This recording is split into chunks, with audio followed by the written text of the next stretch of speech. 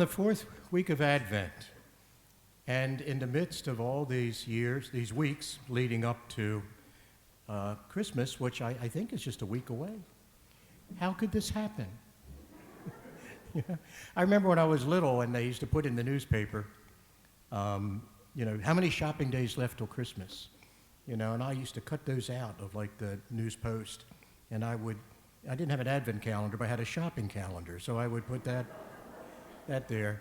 And of course, those were the days where you didn't walk into a store in June and see a Christmas tree. Nothing happened until after the very end of the Thanksgiving Day parade, and Santa Claus was at the very end. But just my minor complaint on my part. But I like the fact when the seasons came in order as opposed to just all at once throughout the year. I fully expect that on December 26th, we'll go into the CVS and there'll be Easter eggs out. Get a jump on the merchandise. So I was looking at all the shopping days, and I remember one time I would say to my father, I said, I don't think Christmas will ever get here. And he would say to me, I hope it never gets here. And I used to wonder, well, my father was such a nice man. What did he have against Christmas? Well, he was a salesman at that point. He used to talk about, he says, I give excellent service all year long. And at Christmas, everyone has their hand out. Well, my father really wasn't in a position, to give out a lot of largesse because he was working for his family and also for his father and mother, because his father had a heart attack and had to stop working. So my father was taking care of two families. But the idea of, will Christmas ever get here? And part of the problem is that Christmas comes not so much as a day on the calendar, because we know that the incarnation has already happened. This fourth Sunday of Advent, we have the very beginning of salvation history, with the angel Gabriel coming to Mary. But Christmas is found not on a calendar, but it's really found in our heart. And it's been especially troublesome during these last 19 months when things have been turned so upside down and inside out, and now appearing to be almost starting over with the Omicron variant. That how do we concentrate on what it is that our faith proclaims? And that's why we've been paying a special attention to, the hope and peace and joy and love. And that's why we've been taking the time for people even to turn to one another and say, do you have this in your heart? How do you find it today? And sometimes that simple conversation means that no matter what's going on, we still have the good news. We still have it here. And nothing will be impossible for God.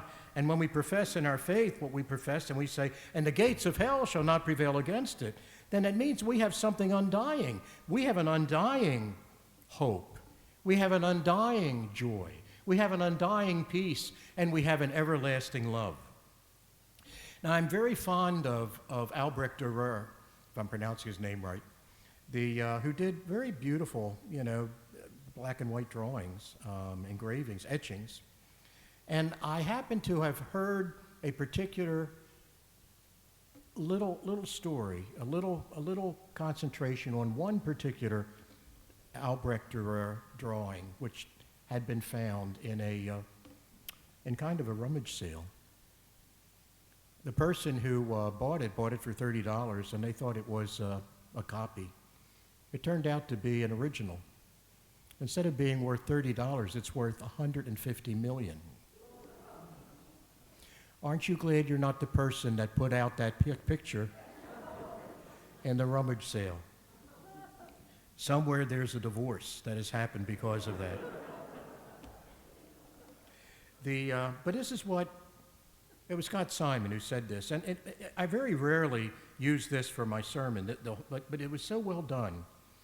And I keep trying to have a shorter sermon, so this is going to be my attempt this week. It says, see, oh ye little faith. He says, I saw a picture, it was because the occasion is a pen and black ink drawing by Albrecht Dürer titled A Virgin and Child with a Flower on a Grassy Bench was seen at London Art Week dealer Agnew's on November 19th in London. And so Scott Simon says, I saw a picture this week that arrested my attention. This is going to describe the drawing. He says it's a drawing in old dark ink of a woman with curly hair in a loose gown with a baby balanced in her lap. He is also curly-haired, and the ringlets make his little head look almost like an aura of the sun. The child stands on two plump, tiny legs, and the mother tucks him against her right arm, steadying his bottom with her left hand. The curly-haired woman smiles, not as if she doesn't have a care in the world, but as if all she really cares about in this world is the child in her arms. The child holds a flower in his left hand and looks out at the world we cannot see, past the loving clasp of a mother's shoulder. The mother and child sit on what looks like a weather-scarred wooden ledge in the midst of tall grass, patchy and wild.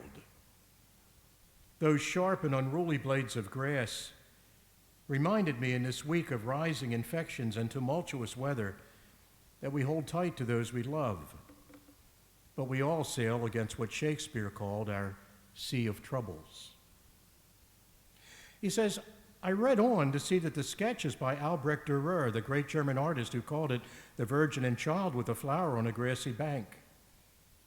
It's believed to have been drawn around 1503 as a study for a later painting. 5 years ago, it sold in an estate sale for $30. The seller thought it was a reproduction. Art experts quoted in the news accounts believe this rare original Dürer sketch may sell for $150 million. But at $130 or $150 million, I found the real value of the Virgin and the Child with a flower on a grassy bank to be in the simple delicacies of its gentle strokes and imagery. In Dürer's artistry, Mary and the infant Jesus are seen not as icons, but as a mother and a child. The love in their looks, arms, and hands reminds me of mothers and children I've seen around the world in almost the same pose on park benches and playgrounds, in war zones and refugee camps, and on subways and buses. A child and mother who, like us all, don't know exactly what's out there or what's ahead. So, we hold on to each other now. As we have contemplated this week where we light a candle of love, the love that cannot be taken away from us is the love you and I have in our hearts for one another. And sometimes it's stronger at times than at others. Sometimes it may be so overwhelming at special moments it brings you to tears. But it's there, and it's not there by accident. It's put there by God. It's a reflection of the very heart of God himself. And so in a world full of troubles, oceans of them at times, there are three things that last: faith, hope, and love. But we all know the greatest of these and the most enduring is love.